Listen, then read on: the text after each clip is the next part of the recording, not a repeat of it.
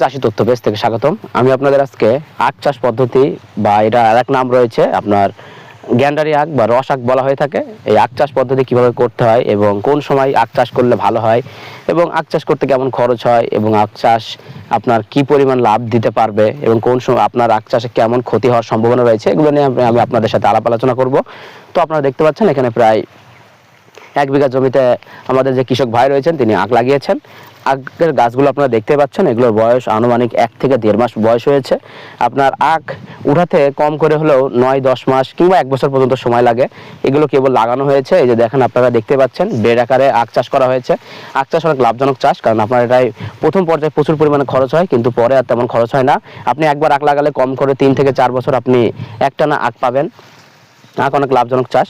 আপনারা এই যে দেখতে পাচ্ছেন বেড আকারে যে আখ চাষ করা হয়েছে, এটা আপনার যখন 3 মাস, 4 মাস, 5 মাস যখন বয়স হবে আখের, তখন আপনার পাশ দিয়ে বাঁশ